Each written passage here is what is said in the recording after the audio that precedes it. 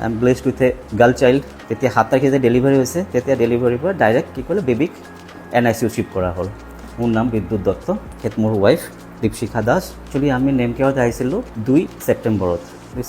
মিছেছৰ 6 মান্থৰ pregnancy চলি আছিলে। সেই সময়ত কিবা চিৰিয়াছ কমপ্লিকেশ্যন হোৱাৰ কাৰণে আমি ইয়াতে কি কয় আহিবলগীয়া হ'ল। তো অহাৰ পাছত আমি যেতিয়া আমাৰ ডক্টৰ আছিলে, আমি কনচাল্ট কৰি আছিলোঁ ডক্টৰ স্মিতা মুখাৰ্জী মেমৰ লগত। স্মিতা মুখাৰ্জী মেমৰ এডভাইজত আমাক কি কৰিলে ইয়াত এডমিট হ'ব দিলে। চ' 2 তাৰিখৰ পৰা আমি ইয়াত এডমিট হ'লোঁ, 2 ছেপ্টেম্বৰৰ পৰা একচুৱেলি 2 ছেপ্টেম্বৰ একচুৱেল হ'লোঁ।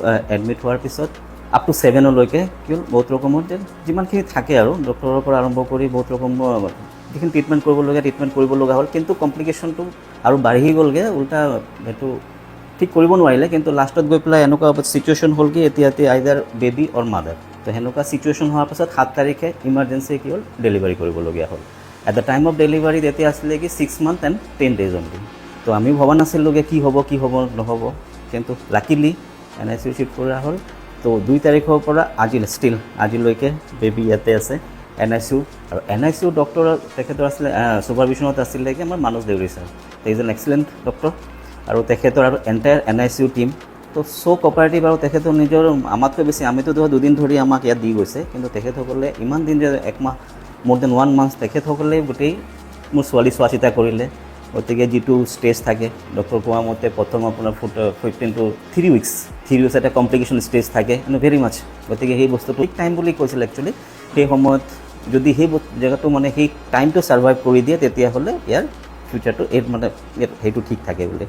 আৰু আমিও বহুত টেনশ্যনত আছিলোঁ, সেইকাৰণে আমিও কি কৰিলোঁ কেনেকৈ বেবীক এৰি কেনেকৈ ঘৰত যাওঁ। চ' আমিও কি কৰিলোঁ ইয়াতে এক্সট্ৰা বেড লৈ পেলাই আমি দুজন ইয়াতে ষ্টিল আমি 2 তাৰিখৰ পৰা আজিলৈকে আমি হস্পিটেলতে আছোঁ।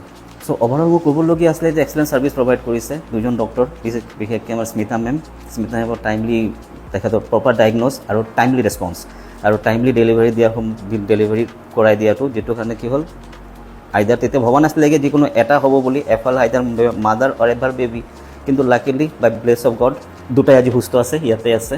যেতিয়া মই NICUত আছিলোঁ তেতিয়া মই টেনশ্যনত আছিলোঁ, তেতিয়া NICUত আমাৰ মানস দেউৰী ছাৰে তেখেতক বহুত ভালকৈ ৰাখিছে আৰু বহুত ধুনীয়াকৈ ট্ৰিটমেণ্ট কৰি আজি ষ্টেজত দিছে যে আজি মই ডিছচাৰ্জ লৈ যাব পৰা কনফিডেঞ্চ আছে। তেখেতেও কনফিডেঞ্চত আছে আৰু আমিও কনফিডেঞ্চত আছোঁ কি আমি এতিয়া লৈ যাব পাৰিম। ডিউৰিং আৱাৰ ষ্টে ইয়াতে 1 মাহ অলমষ্ট 5 weeks আমি ইয়াত কোনো প্ৰব্লেম পোৱা নাই। টাইমলি যিমানখিনি নাৰ্ছ আছে বা নাৰ্ছিং ষ্টাফৰ পৰা আৰম্ভ কৰি বাকী যি ষ্টাফ আছে ভেৰি কোঅপাৰেটিভ, ধুনীয়া বিহেভিয়াৰ আৰু ধুনীয়াকৈ আমি ইয়াত ছাৰ্ভিচ পাইছোঁ, ডক্টৰ ফেচিলিটি পাইছোঁ। তো ইমানখিনি ক'বলগীয়া। I am very grateful to Nemcare also', doctors and all the ষ্টাফছ।